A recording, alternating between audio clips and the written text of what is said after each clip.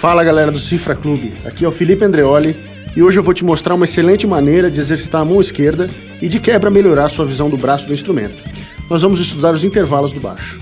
Nessa aula eu vou te mostrar alguns exercícios que eu considero fundamentais para memorizar os intervalos e para que você tenha benefícios tanto do ponto de vista técnico quanto do teórico, além de melhorar a sua percepção.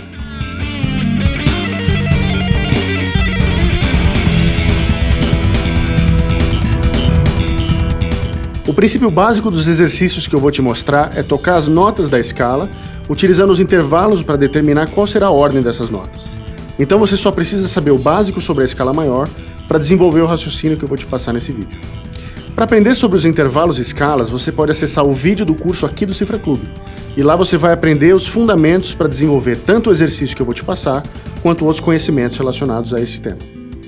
Um último comentário antes da gente começar é sobre o instrumento. Eu estou usando um baixo de 6 cordas, mas você pode praticar esse exercício em qualquer modelo de contrabaixo. As tabs, inclusive, estão indicando a notação mais comum, que é a do baixo de 4 cordas, certo? Então, vamos começar. Então vamos começar com os exercícios. E a primeira coisa que eu vou te mostrar é a escala do Sol maior, que vai ser a base utilizada para a gente desenvolver esse raciocínio.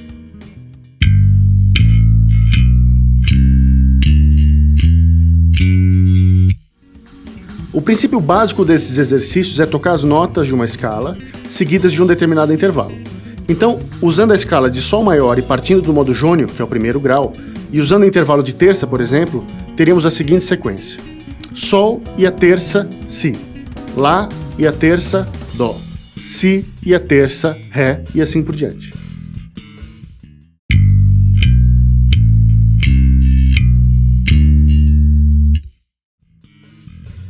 A intenção é estudar essas sequências e transformá-las em padrões contínuos que devem ser aplicados por toda a extensão do instrumento, em diversas tonalidades e escalas. Para um melhor aproveitamento, os exemplos estão usando uma digitação de 3 notas por corda, mas você pode ficar à vontade para explorar outras digitações. Bom, então o nosso primeiro exercício ficou assim.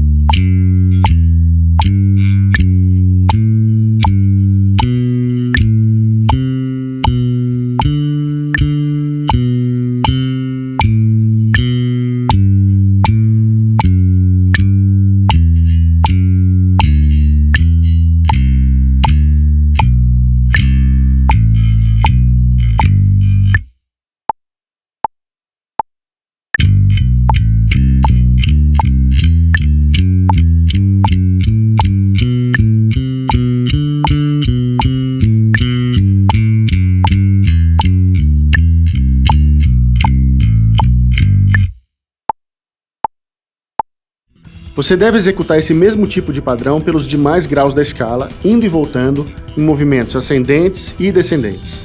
A eficiência do exercício depende da fluência que você vai conseguir na execução. Isso depende muito da sua familiaridade com os intervalos, e daí a importância teórica do exercício. Portanto, procure aprender corretamente cada nota antes de aumentar a velocidade. Agora vamos explorar o intervalo seguinte de quadras.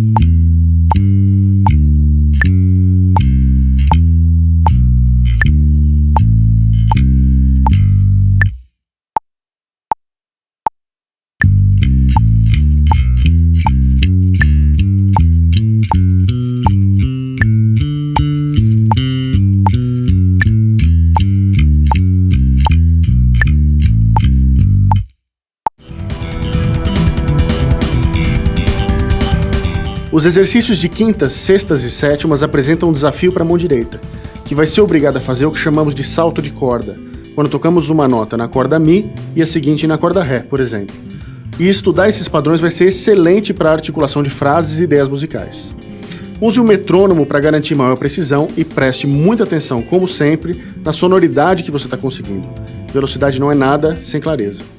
Aproveite também para se familiarizar mais com as posições dos intervalos na escala.